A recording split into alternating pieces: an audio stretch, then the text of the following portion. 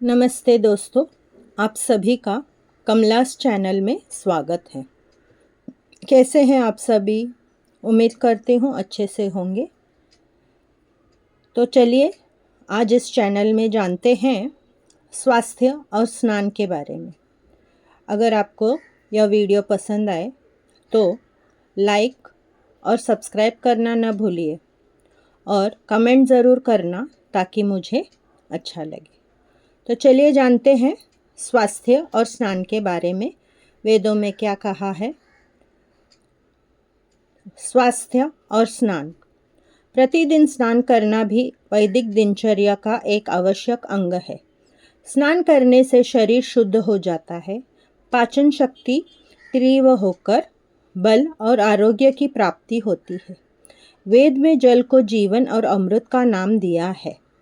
जल ही औषधि है, जल रोगों का शत्रु है, यह सभी रोगों का नाश करता है, अतः हमारे रोगों का भी यह नष्ट करेगा। जलों में अमृत प्रदान करने की शक्ति है।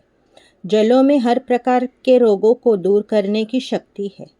जल कल्याण करने वाले हैं।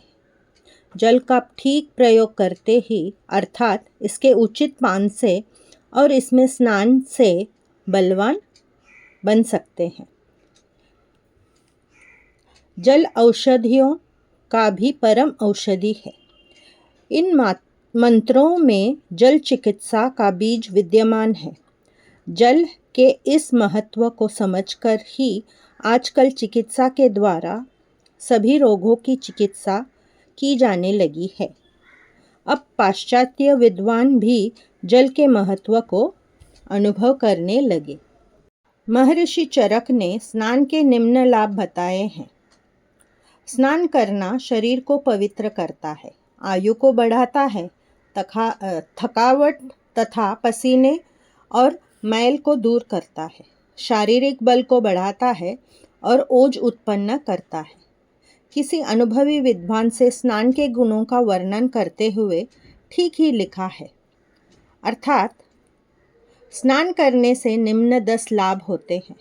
शरीर का सौंदर्य निखरता है, तेज और बल की प्राप्ति होती है, पवित्रता आती है, आयु बढ़ती है, आरोग्यता प्राप्त होती है, चंचलता का नाश होता है, दुस्वप्न नहीं आते, यश फैलता है और बुद्धि की प्राप्ति होती है। स्नान सदैव ठंडे जल से ही करना चाहिए, जो मैं हमेशा करती रहती हूँ। बहुत विवश होने पर गर्म जल का प्रयोग करना चाहिए। सिर पर तो प्रत्येक दशा में शीतल जल ही डालना ही चाहिए। महर्षि वाग्भट ने स्पष्ट बताया है कि गर्म जल से सिर धोने से नेत्रों की ज्योति कम हो जाती है, केश निर्बल हो जाते हैं और मस्तिष्क को बहुत हानि पहुंचती है। अब शीतल जल की उपयोगिता यूरोप जैसे स्थान में रहने वाले डॉक्टर ने भी स्वीकार की है। डॉक्टर निकोलस लिखते हैं, ठंडे पानी से मत डरो। मैंने ठंडी हवा लगने से लोगों को बीमार होते हुए देखा है, परंतु ठंडे पानी से नहाने पर किसी को बीमार होते हुए नहीं देखा। मैं 40 वर्षों से निरंतर ठंडे जल से स्नान कर रहा हूँ। जब हवा का तापमान थर्मामीटर में 0 से भी 10 डिग्री नीचे हो गया था और पानी की एक बूंद फर्श पर पड़कर ही जमकर बर्फ बन जाती थी, उस समय भी मैंने ठंडे जल से स्नान किया है। कितने बड़े व्यक्ति थे वो। ठंडे जल के स्नान से मैं सदा बल और आरोग्य प्राप्त करता रहता हूँ, ऐसा डॉक्टर निकोलस ने कहा है। सर्वप्रथम अब स्नान कैसे करने चाहिए इसके बारे में मैं बताती हूँ। सर्वप्रथम सिर नीचा करके 2-3 लोटे पानी सिर पर डालिए।